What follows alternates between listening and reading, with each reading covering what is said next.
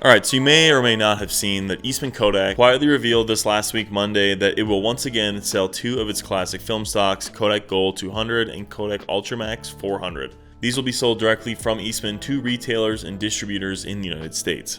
Now, this move signals a broader effort for Kodak Eastman to get control over their products back and gives them more control how its products reach us as consumers. This news follows Kodak's October announcement introducing two new color negative films, Kodacolor 100 and Kodacolor 200, which, speaking of, in the past I've gone on record saying that this is Pro Image 100 and Color Plus 200, which for Kodacolor 100 does not seem to be the case. More and more I see comparisons of Pro Image and Kodacolor, and while the differences are only slight, they do seem to be different, and Kodacolor truly seems to be a unique film emulsion. But as for 200, well, yeah, that I think that is just Color Plus. But as of last Monday, Gold 200 and Ultramax 400 reappeared on Kodak's official website, now listed among the company's own film offerings. In a statement made by Kodak spokesperson, they confirmed that the company has launched these films and will be selling them directly to distributors in the US and Canada, giving Kodak greater control over participation in the consumer film market. Now, Gold and Ultramax have been staples for film since they've been released, but film as its distribution goes has been quite confusing, which is largely a consequence of Kodak's 2012 bankruptcy. Following its restructuring, Eastman Kodak continued to manufacture film, but the rights to distribute and sell it were granted to a separate UK-based entity, Kodak Alaris. For more than a decade, Kodak Alaris has been responsible for bringing well-known stocks such as Gold, Ultramax, and Portra to the market,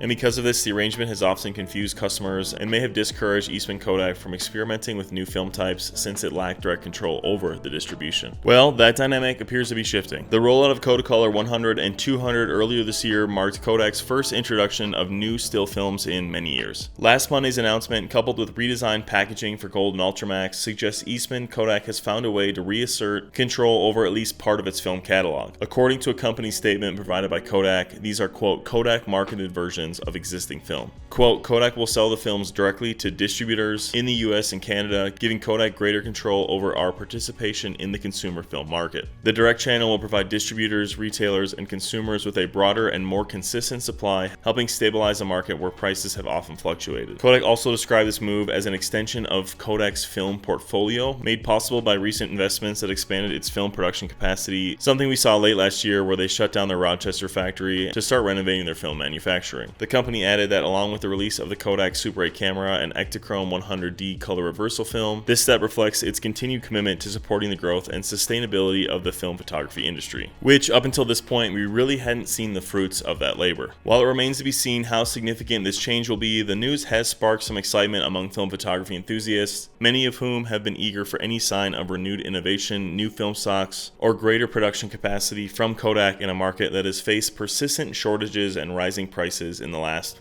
decade? So, what does this mean for us as consumers? Well, in the short term, it doesn't seem like anything. There's no slashing of prices or crazy accessibility or new films. But those new boxes though. Okay, just kidding. Despite no new glamorous film stocks or price slashes or anything, this is definitely a good step for Kodak Eastman and us as consumers, as getting control over their own film is going to give them much more creative freedom. As Eastman gets more control over its film, it's going to give it more creative freedom when it comes to releasing new films, bringing old film emulsions back, hopefully bringing prices down, new box designs, etc., etc. And the boxes do look pretty good. Come on, let's admit it. They definitely lean into that late 70s through early 90s vibe that Kodak had, especially compared to these minimal designs that we had the last 6 months or maybe a year it's been now. I personally don't love this minimal trend that most brands are going for nowadays, especially when it comes to a legacy brand like Kodak that has so much cool historic stuff to use. Why not lean into that? So I'm happy to see them lean into it. I will say, in a perfect world, hopefully in the next year or two, we'll be getting a whole slew of new films. I would love to see Gold and 800, Pro Image and medium format, and just a bunch of other stuff. Some of the disposable film stocks I think they could easily bring into a native Kodak film. Vision 3 is another good example. I think why not bring a Kodak native canister of Vision 3 in 35 and 120?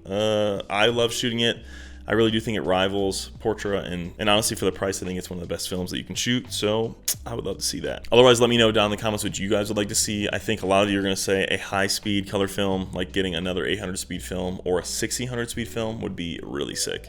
I don't know if I'll be holding my breath for it personally. I think getting Vision 3 is probably the easiest step they can take, or like I said, Gold 200, which is in one of those disposable cameras. Cut that down, put those into film canisters, make their own labels, etc. I think people would eat that up. But I think anything new like that from Kodak would be super exciting, and I think they could be kind of pivoting and getting themselves ready to hopefully be releasing some more new stuff for us in the future. Regardless, that's about it. I just want to keep you guys in the know and give you a notion of what's going on. I know that film photography can be really confusing, especially if you're just starting out or don't really understand like the infrastructure of how film works and how there's so few brands actually making film, and so much of it is just respooled Kodak, etc., etc. So yeah, but otherwise, let me know down in the comments what you guys are most excited for coming from Kodak in the next couple of years. And yeah, till the next one, stay safe, stay shooting, guys. Adios.